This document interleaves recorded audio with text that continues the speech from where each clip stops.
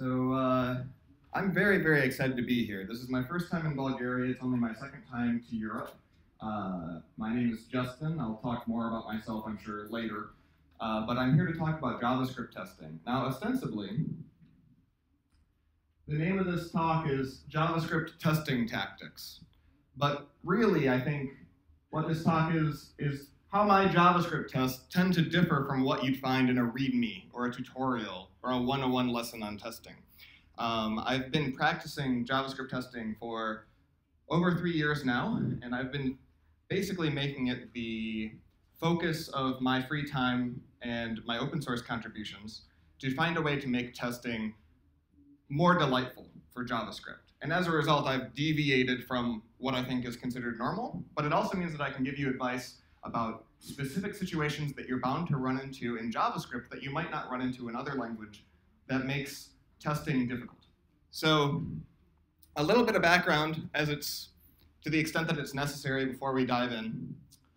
My goal in almost everything that I do in open source is to make front-end development delightful, to make it enjoyable. And almost all of the tools that I invest my weekends and my evenings in are to just make it more fun to write web applications. Because I came from a world where, and I'm sure you agree, that for most developers, JavaScript sucks. It's no fun to write JavaScript.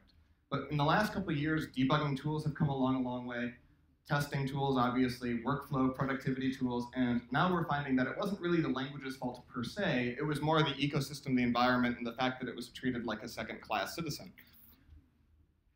And my goal specifically, because the whole world is taking JavaScript more seriously, my goal specifically is to try to help people, and help myself, create really beautiful testing techniques and really expressive tests so that we can learn from those tests how to design better code.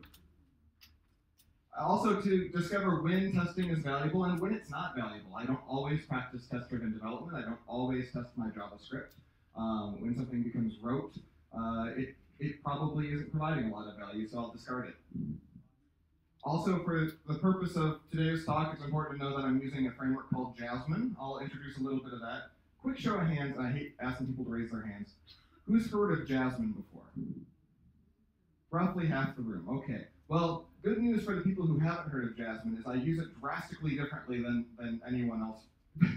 so what you're learning really is sort of my brand of how I write Jasmine tests. And when I say my brand, I really mean I maintain lots of different tools. The biggest one is Lineman.js, which is a full-blown front-end workflow productivity management tool and a build tool for fat client web applications. But the rest are all little single-purpose Jasmine extensions and monkey patches to make it more delightful to use Jasmine. And today's talk, I want to talk about 4 or 5 different topics. And first, I want to talk about how I don't do them and explain why I don't do things in maybe the obvious way or the 101 level way that a lot of people approach these topics, and instead show how I do them. And then I have a few live coding demos if you'll put up with my crappy keystrokes. So first about syntax. I want to talk about a few things that I don't do about syntax.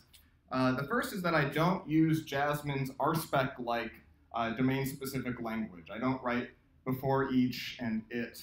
I'll show first what that is so that we can at least have the common understanding of what I'm referring to and what default Jasmine tests look like. By default with Jasmine, you'd put all of your tests in an example group. What's called an example group, it's like a suite of tests. And we call that by describe, and here the name is math. We're just going to have a simple little math object that can add 2 numbers. So I need a subject. I always call the thing that I'm testing my subject, and a result, because I always call the thing that I'm asserting my result just for consistency. And before each test runs, I need to go and create a new math object. And maybe if I'm describing a method called add here, I would nestle that underneath my top level example group. So I can have a test suite within a test suite within a test suite. This is really common in a lot of dynamic languages these days. This was inherited from RSpec. But the benefit here is that you can write really dry tests, meaning tests that don't repeat themselves very much, because all of the setup will just sort of cascade down. And here I can have a subsequent setup that will only run for this subsuite. And in this case, I'm setting my result now to subject.add 4 and 5. And you can probably imagine what my expectation is going to be, that it adds expect result to equal 9. And you can see that there's a lot of noise here. There's a lot of semicolons. There's a lot of functions. I'm writing text here to describe what my test is, even though it's pretty obvious what my test is. And also this expect, 80% of expectations tend to be that A equals B. So this is a lot to write to say expect result to equal 9, but that's default Jasmine. Another thing is, you're in a JavaScript testing talk. I don't use JavaScript to write tests. And I'll explain why in a second. So first of all, my first problem with the Jasmine DSL is that it has to be learned. Learning is never an argument against doing something, but if you're going to invest the time to learn something, it better provide a lot of value. And Jasmine has a lot of things that you learn out of the box, like describe, before each, it, and how it works, multiple its, after each. And then there's a specific like API for lots of conveniences that tests typically use, like, we already saw an expectation and a matcher. We have an expectation and then an arbitrary matcher after here to be truthy. We also have an API for adding our own custom matchers. And then there's an entire API around spying. In Jasmine nomenclature, a spy is a type of a test double. You probably are familiar with the term mock object. So a spy is a type of a mock object. It's one that I prefer and it's really awesome, but it wasn't quite enough for me, so I added on some extras. Another problem with Jasmine is that idiomatic usage of Jasmine isn't really obvious. So for example, you might see a lot of tests, a lot of people writing tests where they have a long it statement that does all of the traditional kind of XUnit style arrange, act, assert, all in one big it.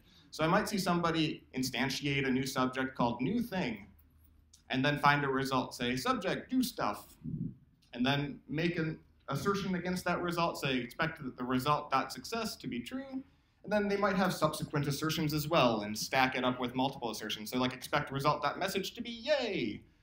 Now that's one style, and it's idiomatic in certain tribes. But there's another style where you only do one statement per function, per line. And there are reasons for doing both. I tend to prefer this style when I'm writing in Jasmine, but you'll see it here. Here we set up our subject in the before each, and we also set up our result in the before each. But then we separate out for each assertion a separate it statement. That way they will fail independently. And they'll also get set up and trashed down between each test run. In case one happens to have a side effect, you don't have test pollution occur between the two assertions. So in this case, it succeeds. Expect result success to be true. And it exclaims triumph. Expect result message to be yay.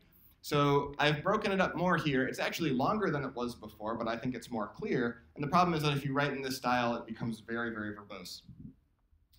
And as a result, especially when you do a lot of nesting in your specs, you shouldn't nest too much, but if you'll inevitably end up with some amount of nesting. It produces really distracting and verbose code. Like the bottom of any test suite will often look like this, right? And I call those crying mustaches. And I hate having too many of them. In fact, I hate writing them. So here's what I do.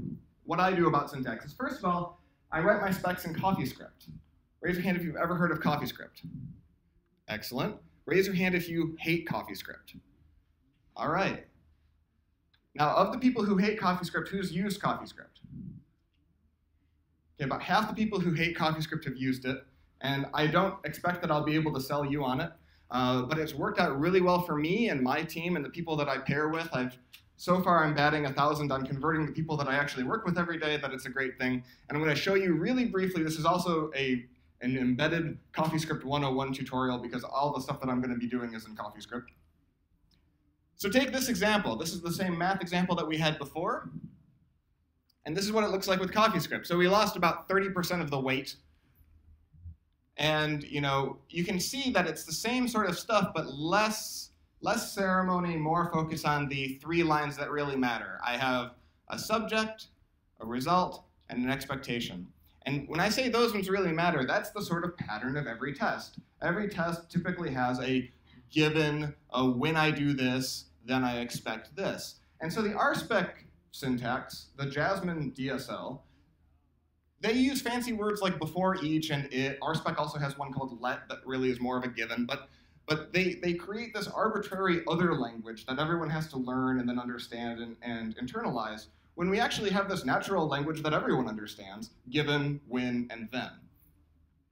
So I'll explain more about that in a second, but first I think it's probably appropriate to back up and explain a little bit of what's going on with these funky symbols in CoffeeScript. So some basics of CoffeeScript.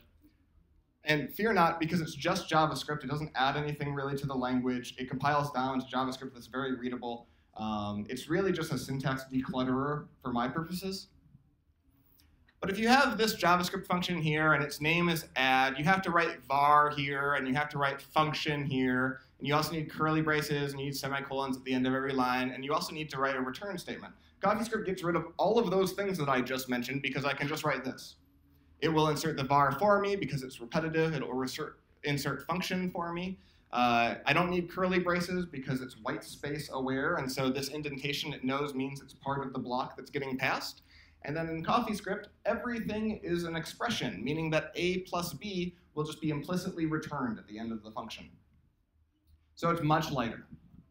Another piece of CoffeeScript is that instead of saying this all the time, like if I have a function on my own object called save, I wouldn't write this dot save. I'd write at save as a way of shortcutting this dot. I can also pass at around if I wanted to, and it would know to expand that just to this. So another example, who here has written a line of JavaScript that looks like this at some point? Caching off self, yeah, almost every hand's up. CoffeeScript obviates the need for this. The reason you might need this is if your callback function that you're using steals the context object or assigns it to something else so that the value, say, the value of this changes inside of here. Then we realize, oh shoot, this isn't what we expected this to be, so now I've got to go cache my this up here so that I can use it. There's another feature of like libraries like underscore let you bind that, but it's a little bit noisy. So I see this all the time in JavaScript.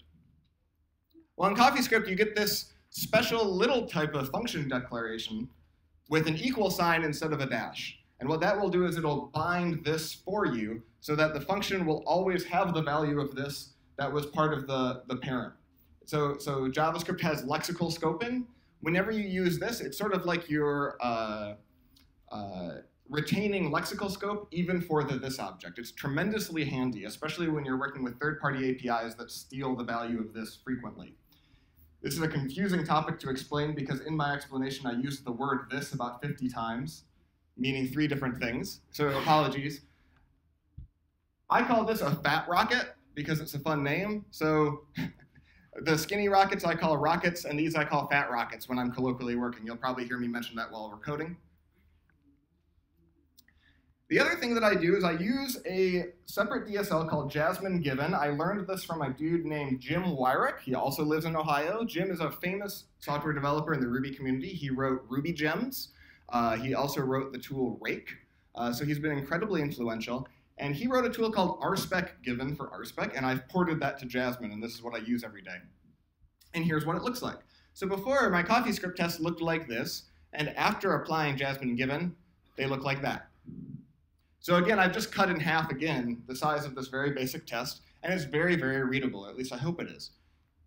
Given that I have this subject, when I take this action, then my result should be 9. And you compare that to our original. This is where we started. So that's a lot of noise and a lot of ceremony, and it's very easy to get distracted about what the test is really trying to accomplish, when in my comparison, I'm really just saying 3 things. So I should have that honesty reflected in my test. Another thing that I do a little bit differently about test runners. So here's what I don't do. First of all, if you go to Jasmine's website, they have a zip download that you can download, and it has a flat HTML file, and you can write tests in line in that HTML file. It's nice for a demo or to play and experiment, but it has no awareness of your project. It has no way that you'd be able to build that in a continuous integration environment. And so it would be foolish to use an HTML file or a flat file without the supporting tools to make life more enjoyable. Another one that I don't use is Jasmine Rails. So I'm I come from the Ruby, the Rails community, and this is a plugin for Ruby on Rails to make Jasmine testing easier. I also don't use the Jasmine Maven plugin. I previously was in the Java community, and this is a tool for using with the Maven build tool as part of my Java build. And I don't use any server-side dependent plugin, because what I've learned, well, I'll explain why I've learned it, but I really like build tools that treat JavaScript as first class. Now, ironically, I don't use these two, and I called them out specifically because I wrote both of them. And I maintain both of them, and they're both more popular than just about anything else that I've done. And they continue to be. I actually just got an email 5 minutes before this talk today asking for support for this guy that I wrote 3 or 4 years ago. And most of my advice nowadays is, well, there's this other maintainer, and please don't use this tool. What's the problem with those tools? Well, first of all, the feedback isn't fast enough because most of those build tools are actually on slow frameworks. I know this is probably familiar for many of you, but when I try to write, or excuse me, use JavaScript or front-end tooling as part of my server-side build system, it's sluggish and slow because all the server-side stuff generally has to happen first, compilation and so forth. And also, those build tools treat JavaScript as a second-class citizen anyway. They're usually hard to find or managed by third parties, and it's just not their focus, so it's not as good. There's also this friction of the server-side coupling. Like, for instance, instead of just solving, how do I run tests in JavaScript, I have to figure out, how do I run tests on top of the JVM? Do I use Rhino? Do I use some other tool? That integration with the host language is very challenging, and as the guy who wrote 2 of these plugins, it created a whole lot of noise and distraction. And so here's what I do.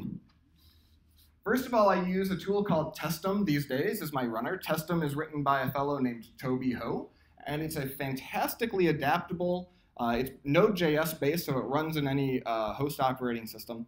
And it's fantastically adaptable. You can use Mocha or QUnit if you wish, as well as Jasmine. It's very easy to customize, and it's very fast feedback, and so I'll be showing that to you in a second.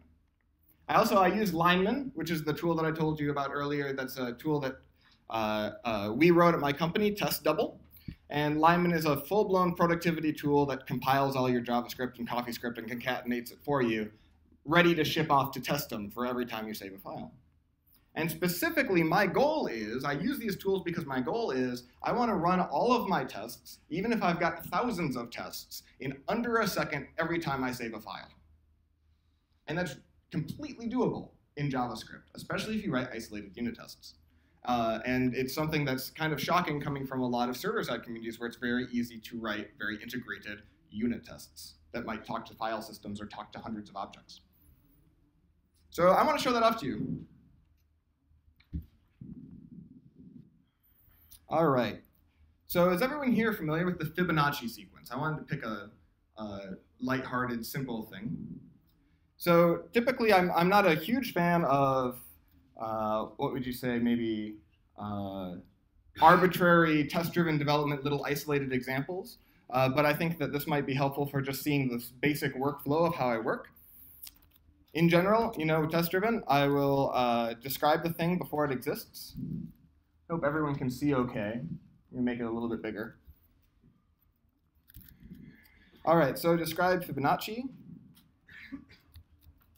So the first thing I'll do is I'll say subject new Fibonacci. It doesn't exist yet.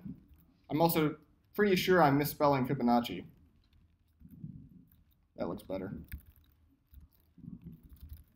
And I don't really need a when because it's going to be such a simple API that I can probably just get away with subject.at, when I pass it 0, like an index of where I am in the sequence, I know that the first thing in the Fibonacci sequence is 1. So my test is now complete, but I have an error. In test-driven development, my goal is always to do one of 2 things with every action that I take. It is either to pass the test, right? I've got a failing test, I need to pass it, or to change the message. And here my message is that Fibonacci isn't defined. So I can take care of that really quickly by just saying class Fibonacci.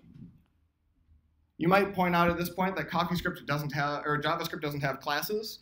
CoffeeScript, when you say class, it'll just make a constructor function and take care of any prototypal inheritance for you. So It's very simple and easy to use, but it's not, a real class system. Okay, so now my message, if you see there, has no method at the bottom. So I'm just defining a method called at. And now my message is that it expected at to return 1 and that failed by returning false.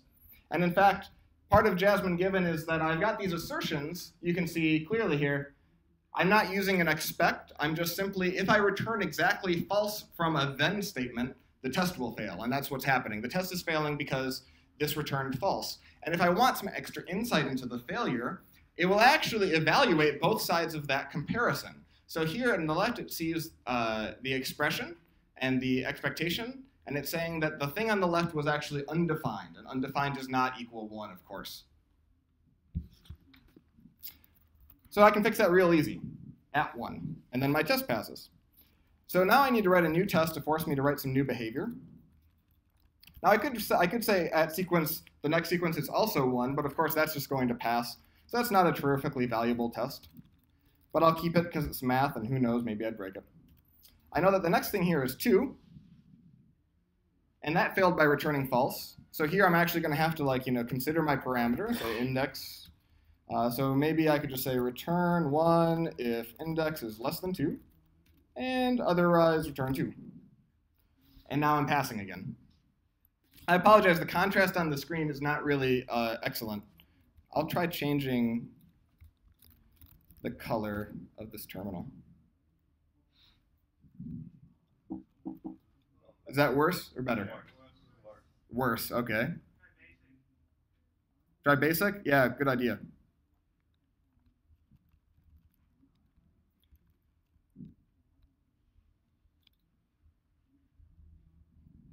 How's this? A little bit more readable?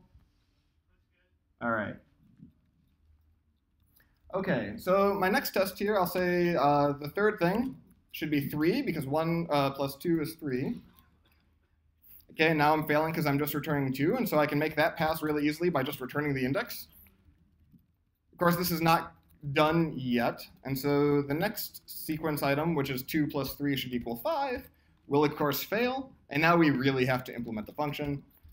So I can say at index minus 2 plus at index minus 1. Ta-da! And we could add a whole bunch of examples after this, but that's Fibonacci. So that's a little bit of my workflow. I typically work in a window like this, of course, a much larger window than by 768 pixels of resolution.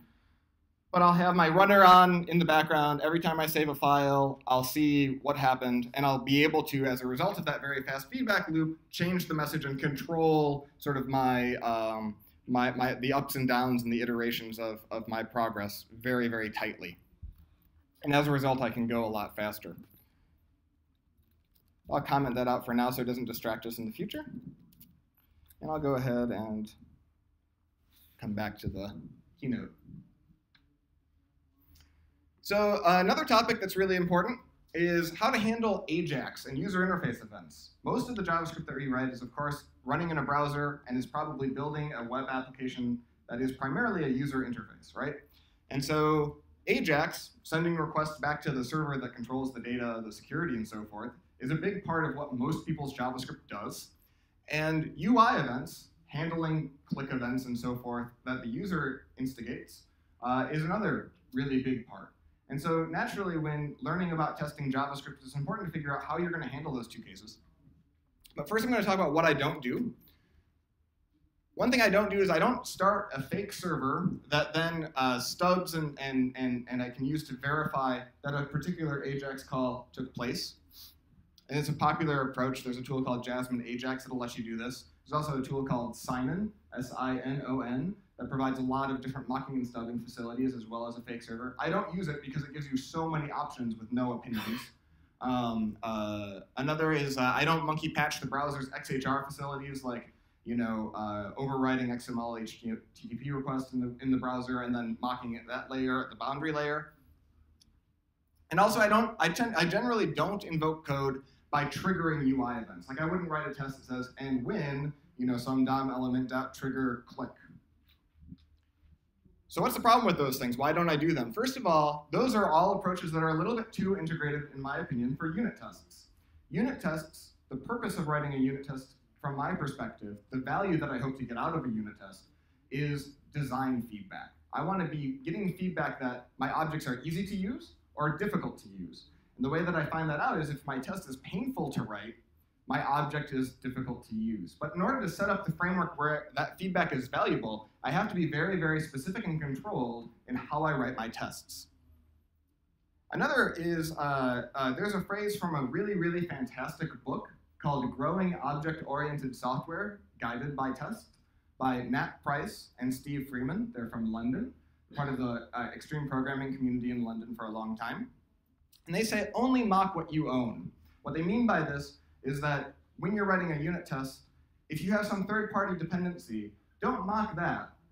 Instead, write a small adapter around it, and then mock your adapter, and maybe put an integration test around the adapter object. The reason, of course, is that if you're writing tests for design feedback, and you mock out some third-party API, well, what do you do if that test is difficult to write?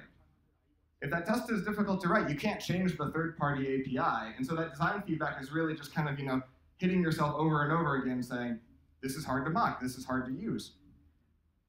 So only mock what you own is another thing that I try to do, and in that case, mocking out this third-party XML HTTP request would be inappropriate. As a result of all that, the test pain that we'd experience if we were doing that, it wouldn't be particularly actionable. There's nothing I could do to make it better. And all of these approaches, they raise concerns that are better handled by integration tests. What if I discover, that by nature of using a fake server, I start thinking about edge cases, about race conditions, and about how code works in a more integrated level. I could think about those things, I could even identify those problems, but I wouldn't have the tools necessary to solve those problems with more unit tests. I would need a more integrated test environment. So in general, it's just better, in my opinion, to think about all of those things at a lower testing level that's sort of your safety net for your unit tests that fake out everything. Some integration test tool would be better suited to handle those. And like I said, all of this is getting to the point of these things don't help me improve my API, so I'm more focused and I tend to be much more isolated in how I write unit tests. So in this case, I generally will have some library that I use for Ajax, like jQuery, and I'll usually, in any application, I'll wrap that somehow. And I let that wrapper's API only grow as much as I need it. There's lots of benefits to this. It might seem silly at first. You might just be delegating methods at first. But A, you're in control of it and you can change it. And B, it sort of serves as a limiting interface for identifying how your application is using that third-party dependency. So for instance, if I wanted to switch to AngularJS, which includes JQLite, as opposed to full-blown jQuery, I could look at my little wrapper interface and write a test against that, or just identify, oh, I'm not using all these other features of jQuery. I'm only using a post this way, and JQLite supports that. So it's a good way of identifying, having your application declare what it does and how it uses its third-party dependencies, instead of letting them leak all over your code. As a result, I mock that wrapper away in my unit tests. And I don't test that wrapper with more unit tests, again, because I'm not getting feedback design of the third-party tool that I can take an action on. So it makes more sense to write only integration tests around that wrapper to codify the assumptions that I have about how that wrapper works. Or if I just trust it and I don't feel like I need to write tests for it, I assume that my more integrated end-to-end tests will identify any problems with that third-party dependency. So I've got another quick demo.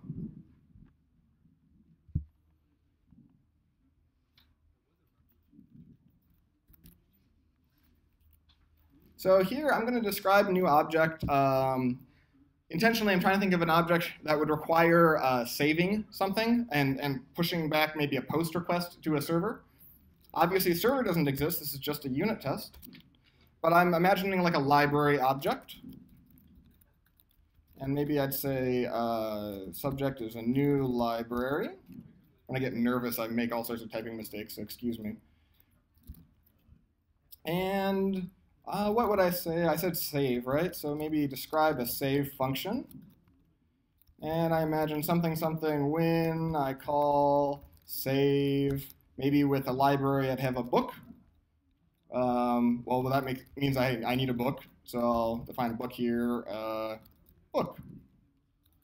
Doesn't matter what the book is, I'm just trying to test the behavior. So then, what should I expect? Save, probably doesn't return anything useful. I'm more interested in the side effect. So even though I just told you that I normally wrap like my XHR library, like I would wrap jQuery typically, for the sake of illustration, I'll just mock it directly in this case because I don't want to spend a whole lot of time. So I'm going to expect that $.post, jQuery's post method, expect that to have been called by virtue of having called save on my subject. And to enable me to do that, I have to use a facility in Jasmine called a spy. So I simply say to Jasmine, spy on $post method.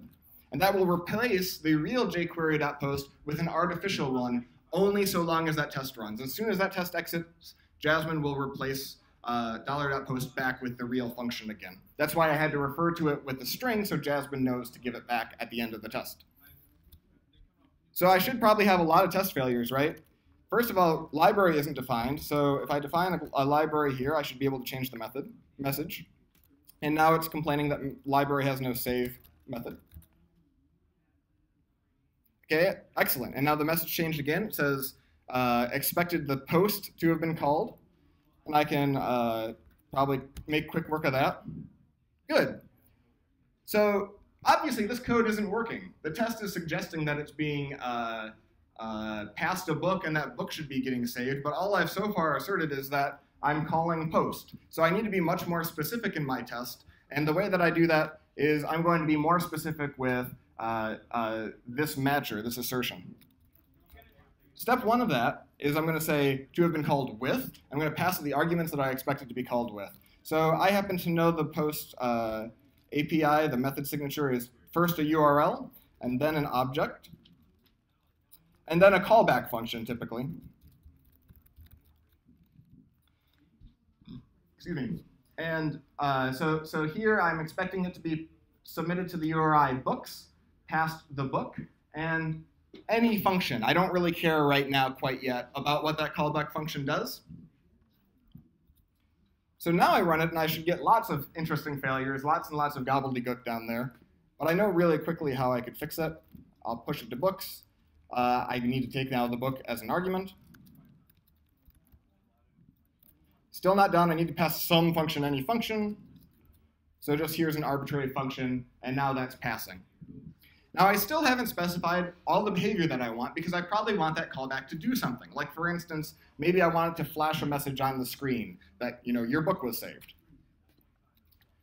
So there's an additional feature that I've written into a tool called Jasmine Stealth. Jasmine Stealth will take Jasmine's spying functionality and then add some additional features that are typical of more robust mocking tools.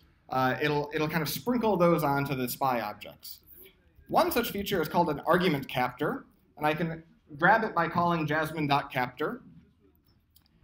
This right here, jasmine.any, is a way to say, Jasmine, you should pass this, you should consider this satisfied, so long as any function gets passed here. That means if I were to have passed a number, it would have failed, but any function at all would have passed this. A captor is a special type of an argument matcher, and as long as I have a name for it, so I'm going to call this callback captor, I think. I just say capture. Now, it doesn't care. It's not running any assertion anymore on that this be a function. It's grabbing this value for me so that I can use it later. So now my real test, what I'm really interested in asserting is the behavior of the function that I just captured that was the callback passed to jQuery's post method.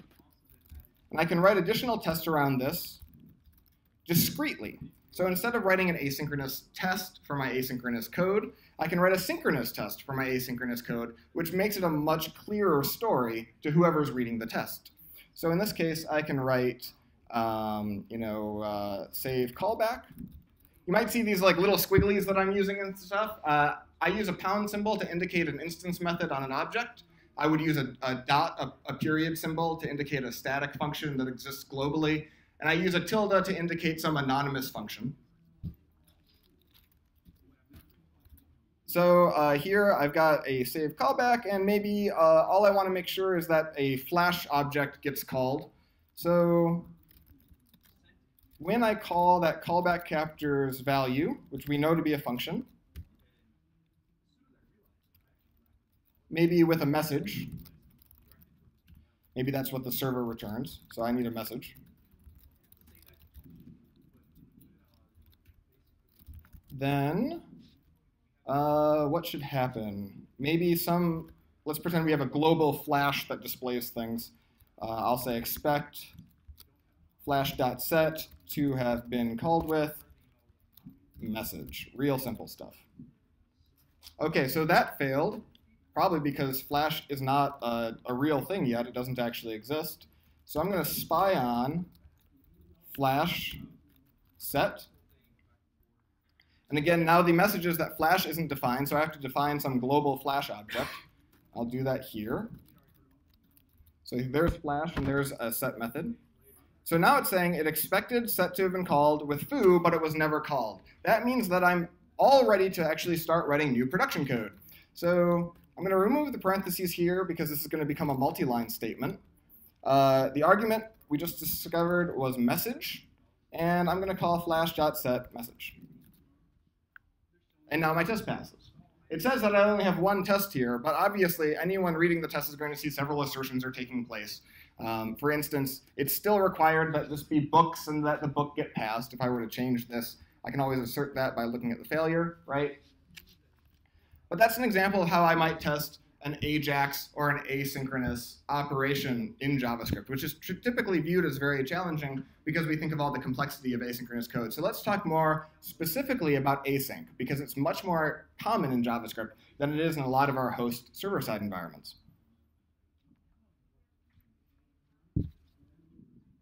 So asynchronous code. First of all, we've already seen a few things that I don't do that we talked about. I don't write asynchronous test code for my asynchronous production code. The reason is that there's a lot of other concerns, and we'll talk about a couple of those. So the problem is that your test, whenever you call an asynchronous operation and then you wait for that asynchronous operation to finish from your unit test, the test is effectively yielding control of execution to the thing that you just called. And it can go and do anything, and it can take as long as it wants. And it can introduce new complexities into the environment. You also lose lexical scoping in some cases.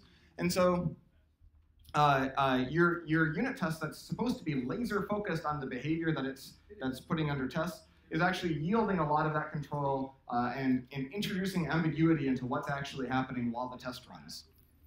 More practically, it usually creates a lot of noise in the test setup. Out of the box with Jasmine, there's a really goofy API, waits for and runs, and those are functions that you have to pass other behavior to so that they occur at the right time, and it's just very noisy. In fact, Mocha does it better. You can specify a done argument and then invoke that whenever it's done. In fact, Derek over there, Derek Bailey, raise your hand. Derek's a cool cat. He's from Waco, Texas. He wrote a port of how Mocha does it called Jasmine Async that allows the same sort of thing to make it easier to write asynchronous tests. Even though, yeah, I only used it once last week, but it's because I don't write asynchronous specs typically. There's also speed and timeout concerns. Anytime that you have an asynchronous test, you have to enforce some kind of timeout because you've yielded this control. And generally, I've seen it slow down test suites. So if I don't have any asynchronous tests, my test suite might run, I think the fastest test suite I've had is 3,000 Jasmine specs that ran in 250 milliseconds. So I was able to run the entire test suite literally on every file save without much lag. Asynchronous suites generally are slower. Also harder to debug race conditions. So if a race condition occurs, if you yield that control and you forget to if you make a mistake about how you're controlling that from the test, it might work for you on your box, but fail in continuous integration, and debugging that is very challenging. And of course, the test pain that you feel there also isn't actionable. The test pain you feel when you're writing asynchronous spec code is pain about your testing tools. It's not pain about the design that you're writing.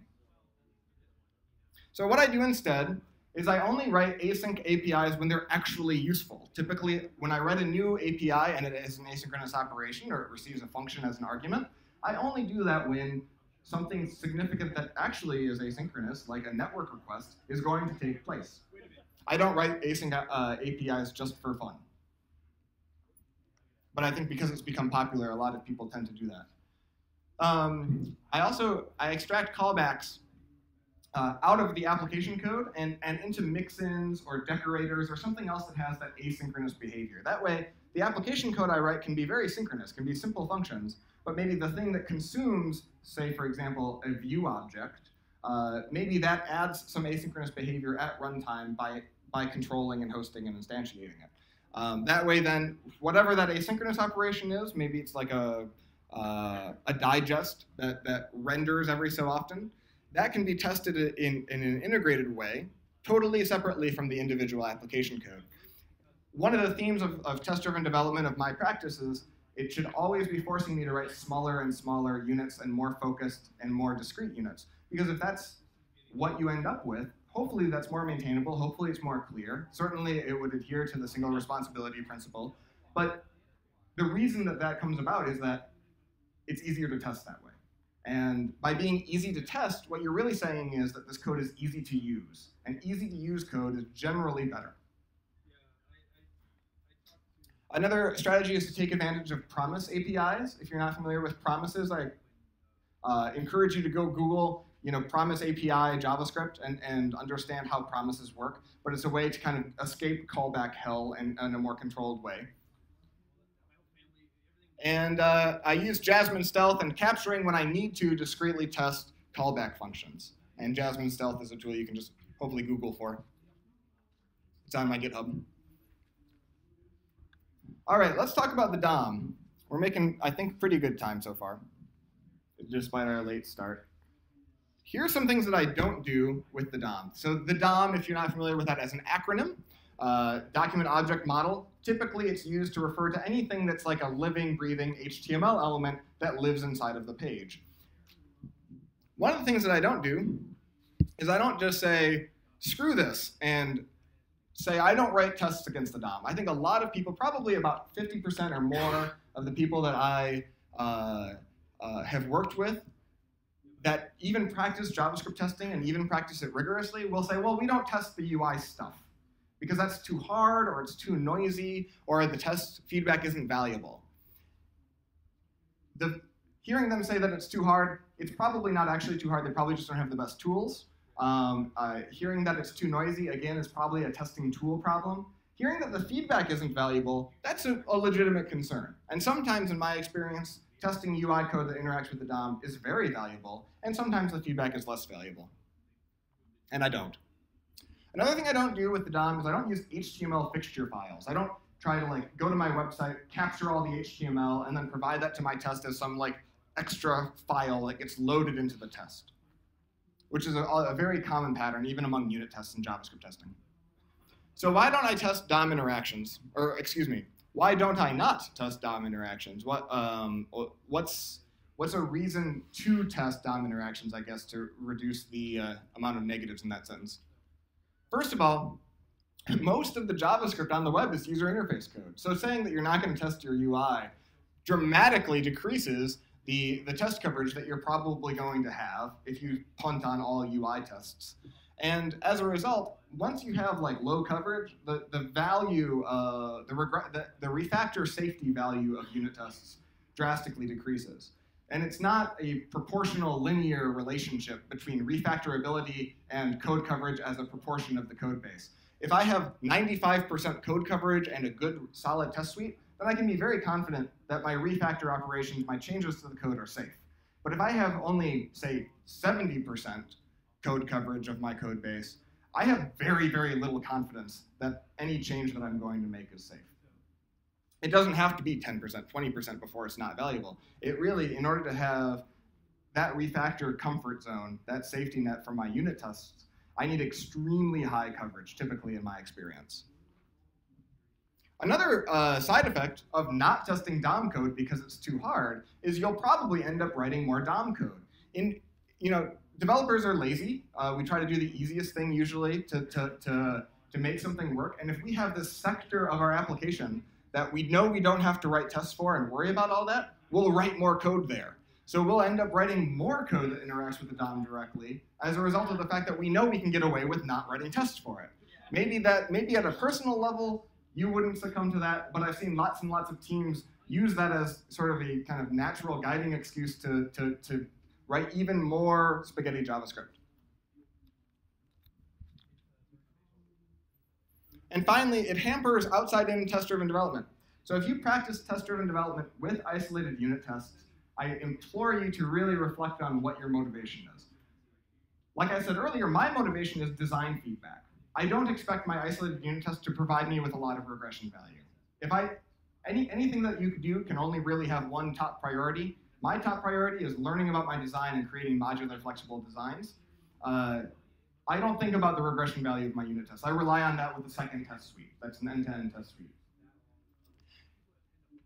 When you think about testing as a design tool, outside-in test-driven development is extremely beneficial. It means that I start from the perspective of a user, and I write a test around maybe that top-level, controller layer or user interface layer, and I use that exercise of testing at that level to first think how would it operate from a user's perspective, and what would I need? What objects would this first object need to work? And it's a discovery process. And so I identify all these like maybe 3 or 4 other objects, and then I recurse down into that level, and I build those objects and those tests, and I recurse further, and then I pop back up the stack until I'm back at the top, and now I've got a fully implemented feature that's very narrow. If I don't have any UI tests, I can't practice outside-in TDD. I can only, identify maybe one object or one function that has some particular logic in it, and kind of ad hoc test what I want to test. The problem with HTML fixture files is that when you have a large input, and by nature of being an external file, it's probably large, it's probably a lot of HTML. I'm passing a large input into my test. That means I'm going to have a larger everything. It means that my test code setup is probably going to be long. My test code is going to be full of a lot of assertions because there's probably a lot to assert against about that large HTML. And the functions that I write will probably end up also being large. If I've got one big input, I'm probably going to write one big function. And that function could continue to grow, and the test would never tell me that function is too big. So I try to write tests that will encourage me to experience pain when I want to experience it. By writing a unit test that is too integrated, like in this instance, I could happily add more and more and more features to a particular piece of UI interaction without the test ever hurting me. Never prompting me to think maybe this function is doing too much, until I come back later and try to change it and realize I've got 30 or 40 lines of UI code all in one method. And test really should be encouraging us to write smaller units. So all the test tools and test setup that I do a little bit of time reflecting on, is this encouraging me to write smaller stuff, or is it letting me get away with writing big, nasty spaghetti? Also, when you have a large HTML file, that represents an investment. That is a test data that you either constructed or that you captured and that you probably need to maintain. And because of the investment that you've made in that external HTML file, or external fixture generally, it'll encourage you to share that across multiple tests. So you'll have, test A uses this HTML file, and then test B will come along, and instead of repeating all of that fixture work, it'll just reuse that fixture file. If multiple tests all depend on the same single fixture, it means 2 bad things happen. One is that when I read a given test, I no longer see the complete story. I have to go and load up this third file to understand the complete story of what's being tested and what's being specified and how this should behave. And the second problem is that maybe that second test only needed to add a little bit to the HTML file in order to facilitate the behavior the second test needed to do. And the third test adds a little bit more to the HTML file. Because it's shared across multiple tests, no one will ever go to that fixture and make it smaller. Because if you try to clean up that fixture after the fact, you might break a whole bunch of unrelated tests, and you won't really understand what the importance of, any given piece of that fixture is. That's a phrase called tragedy of the commons. When you share some common resource, typically, eventually, it will be completely exhausted because no one has the accountability and responsibility for maintaining it. So instead, here's what I do. I treat the DOM like a third-party dependency, just like any other third-party dependency, which means that I try to limit the exposure of DOM interactions from my application code. When I have to do something with the DOM, I make a laser-focused function or object that is concerned with it. I use a tool that I wrote called Jasmine Fixture to affix HTML inline. We'll show a little bit of Jasmine Fixture in a minute, but you can basically just imagine jQuery. I assume most people in the room are familiar with jQuery. You can say, pass a CSS selector to jQuery, and it will go find the objects that match that CSS selector. Jasmine Fixture is a similar API. Users pass to its method affix a CSS selector, and it will go create all of the stuff such that you can later find it with jQuery. And as a result of this, as a result of writing tiny little fixtures, you typically will arrive at single-purpose functions. So I have a brief demo here. Should have a little bit of time. Started late, apologies. So I'm going to go ahead and comment all this out so we can focus. I'm going to keep this one simpler than I would have, just for the interest of saving some time. What's the example? Elevator, right. So let's create a new elevator object. So you can see that there's a very common pattern to the beginning of my test. I don't like a whole lot of noise, and I don't like a lot of ceremony when I want to start a new thing, but I do very much appreciate consistency. If I always know the thing that's being tested is named subject, then I can read even a long test and know immediately, oh, that's the thing being tested. So let's pretend that this elevator, and you know what, let's call it a view. So this is interested in the DOM. And let's imagine that it has a render function that renders its state to the DOM. And what would that render function do? Maybe in the beginning, it has like a display on it. Like you can imagine like an elevator, it displays a little LCD of what floor you're currently on. So maybe I want to just specify that I can find that the display says L for lobby. So that means, so if that's what I'm trying to do, let me think what I need to set up. It means that I need probably an element, first of all. So this guy probably needs some kind of element passed into it. That'll be the element that the view owns. So let me go make that. Element is just anything really, doesn't matter. So I'll anonymously make one with jQuery. This won't actually be in the document, it's just in memory, so it'll be a little bit faster. All right, so elevator view isn't defined. Yeah, so we're getting some feedback already. Sometimes, you know, I got this message, and this message is already useful. I don't need to write additional assertions to change it or to fix it. So I'm going to go ahead and define my elevator view. All right, I'm passing again, so I'll keep writing. So I have this render function. I want to have some initial state on the DOM. So I'm going to affix onto the DOM. Let's call it a display. Yeah, that's it. So basically, this contract will say, underneath the element, please put something that matches the selector. So it's going to create a div underneath the element that has the class, the CSS class display. And I can assign it to a variable. It'll return me that thing. So I'll just call that display. And so my assertion should be really simple. It's this display text should be L. So that'll fail, right? Because it hasn't been done yet. So I need to invoke a render function.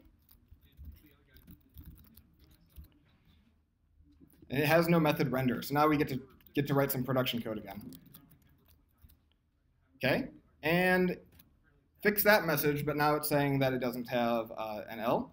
So for starters, I could just say, I need to also implement the constructor so I can get this element. So in CoffeeScript, another thing that you get for free is a constructor that you can define. This is the stuff that'll get passed when somebody calls new. And another thing that I can do is just write a little one-liner like that. It means that it's going to assign that argument as a property of this. So that means it's available for my render function. So I could say maybe element find display, and I will put the text on it L, and ta-da, and there it is. So that's a really easy way to write a simple test in a simple case of something that has some behavior with the DOM. And I could write more. I'm going to show one or two more complex situations. Like, let's imagine that there's a panel of buttons. So I would have, maybe panel with button, and we can maybe have some text on the button, or floor. That might be a good attribute. So floor equals L, like we just had. So this selector is going to be kind of crazy. 1, 2. What I just did would have taken me probably like 5 lines in a here doc or in a separate file.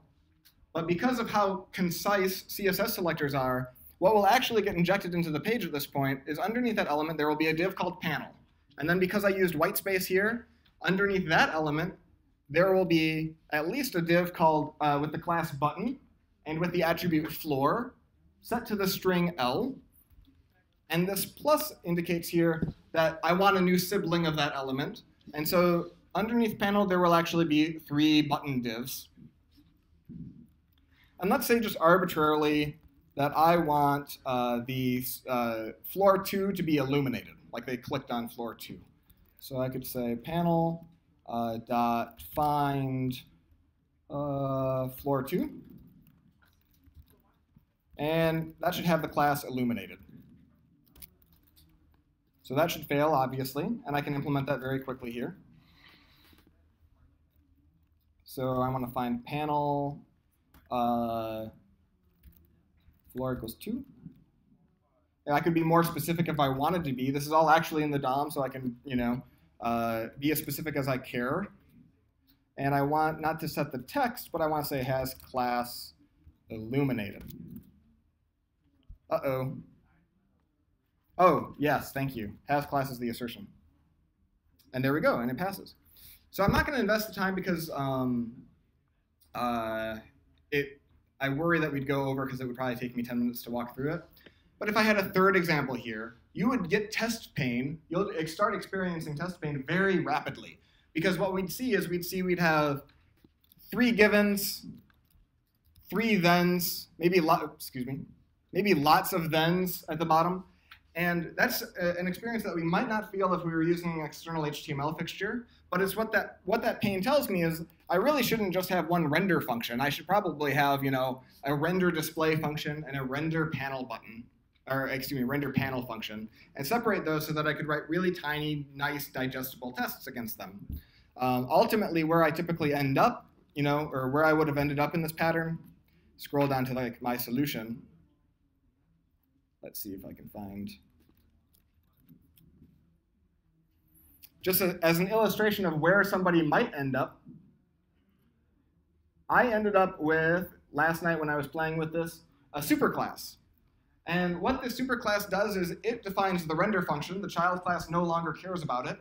And it concerns itself. The purpose of this superclass is I can look at any child of myself. I will find any function that starts with the word render, and I will just call them when somebody calls render.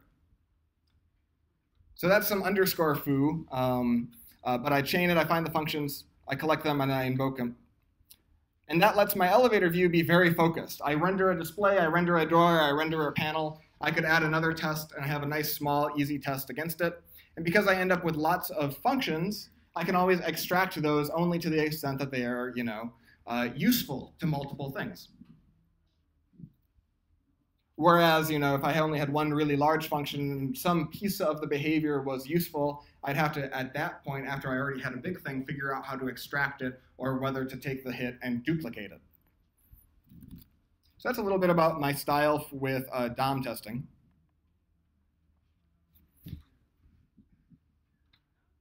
And at this point, I want to summarize my talk to this point.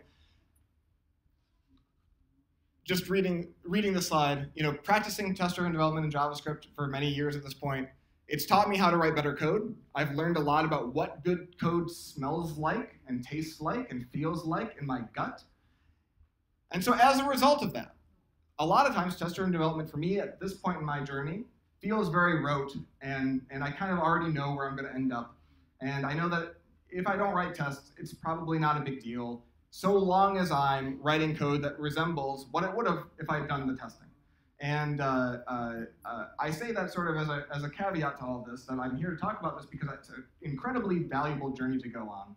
But the end result, the end goal is, of course, better code design. We don't live to serve our tests. Our tests are tools to support better designed code and better APIs. So I still always try out TDD on any new project or any new thing that I'm doing, but if it's not providing value, I'm happy to discard it. But in particular, if I were beginning again, I would be using it 100% of the time. If I start in a new environment or a new framework, I use it all the time so that I can learn and let emerge designs that I know are healthy and usable at every single level of the object graph. So please give it a try. It requires rigor and discipline and a lot of hard work. But just by virtue of you attending today, feel free to contact me, and I would be glad to help or put you in touch with somebody that could help. One thing to help you get started is this tool Lineman that I told you about. Lineman comes out of the box with all of the JavaScript helpers that I showed. The tool that I was using today was set up for you with Lineman. I didn't have to do any setup. I just said Lineman new, hello world, and then started writing tests, and that's what I was demonstrating. Our homepage for that is linemanjs.com. And then earlier this week at DevReach, I did a workshop on Lineman, and I wrote a little install guide that's both for Windows and for Mac OS X, lineman-install.herokuapp.com. I'll probably tweet a link to that. I'll also be tweeting a link to this slide deck, so you can have it for reference. But please also consider mailing me, justin@testdouble.com.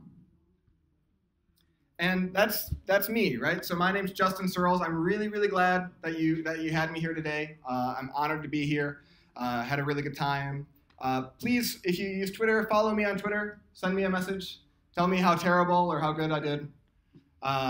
Engage with me and ask questions at Searles on Twitter. And also, feel free to contact my company. I own a software consultancy in Columbus, Ohio. So we're a little bit far away, but we've got a dozen really awesome developers who love writing JavaScript. So if you want people on your team who can help you write better JavaScript, please contact us. We're always looking for new clients and new people to work with. And if you really hate JavaScript and you see all this and you're like, God, I just am so sick of JavaScript, also please call us, because we'd happily write your JavaScript for you. And the best way to get in touch with me and my partner Todd is just to send a little note to hello@testdouble.com or visit our homepage. So that's all I got. We're coming up. It looks like we have 7 minutes left or so. Does anyone have any questions? Yeah, what's up? Yes.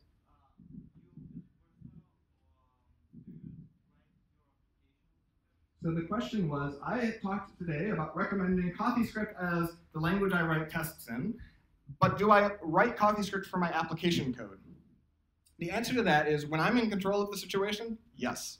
I really like CoffeeScript everywhere. There's lots of features of CoffeeScript that are beneficial for application code that are less relevant for testing, that can produce really concise, beautiful code. One example is list comprehensions. CoffeeScript is really good at operating over items in a list. It's a feature that it stole from Python. There's lots of great stuff in CoffeeScript that can make beautiful application code, but a lot of teams are sort of skittish about it, and I think that it provides even more value for testing, or at least my test code, than my application code.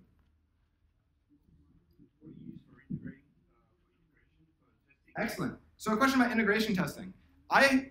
I don't have a solution that I really like right now. I think that's going to be my next big project, is figuring out a really good integration testing tool. Right now, the thing that I rely on most, because I came from the Ruby environment, is RSpec and Capybara, which Capybara is a nice little DSL to WebDriver, and it's adaptable, so you can run it on Phantom.js and so forth configurably. But that requires you to have a Ruby environment you run Ruby. Is it something similar to Casper.js? Yeah, Casper.js is one that I'm currently evaluating. There's some things I do and don't like about it. If you write Angular, there's a tool called Protractor that I really want to like, but I don't love the API, and I'm having trouble working with it. So I might end up adding something to Lineman soon that will provide an end-to-end testing facility. Yes, thank you. Over here.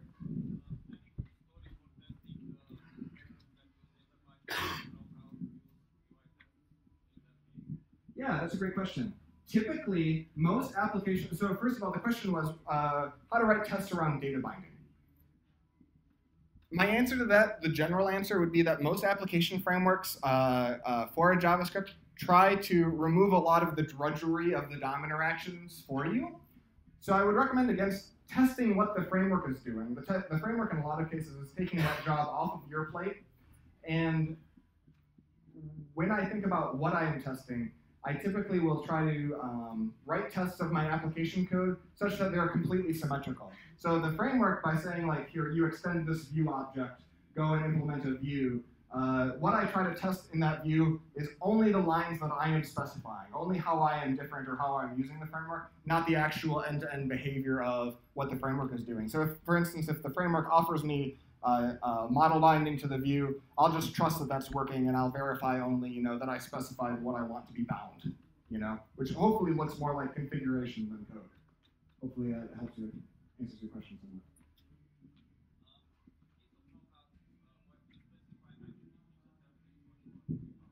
Yeah, sure. So sometimes you specify that in the template. Option there is 2 times. So I talked about not punting and actually testing your UI. I would encourage you to at least experiment and try to write tests of your templates. And those might naturally have to be more integrated. Yeah. So the question is, are there any test code coverage tools? The answer is yes, of course. The longer answer is most of them are terrible. And the other answer is that code coverage tools, at least so far that I've seen in most organizations, are abused as a way to browbeat developers into submission, right? Like, so we talked about the Toyota production system yesterday. One person that didn't get a lot of credit in the talk is Deming. And Deming was this great thinker and economist from America who helped develop the Toyota production system. He had a phrase called, "Don't manage to metrics." And code coverage is almost always used as a metric that people manage to. They say, we have a 90% goal, and we're going to try to stay above that. And so people will end up naturally being incentivized to write tests just to satisfy the coverage statistic, as opposed to writing tests to discover their design. If you go to any team without a code coverage tool, you can normally pretty quickly be like, so are the tests for everything? And then they'd be like, yeah, or no. And that's pretty much all you need to know. However, if you're interested in specific tools, because I think it's useful at a personal productivity level to analyze maybe an existing project that you're coming to, Istanbul is a pretty good tool in Node.js. There's an older project called JS and that's a reliable standby, but it's very difficult to set up. It's got a lot of like C bindings and making and stuff that happens, and I've had trouble using it in the past. Those are the only 2 offhand that I know. There's not a lot. Some IDEs, like the latest version of WebStorm, actually by JetBrains, actually has Istanbul out of the box kind of plugged in. So that's all I really know on that topic. I don't use them myself. All right, there's no hands up, so I'll let you all go. Thank you very much. I appreciate it.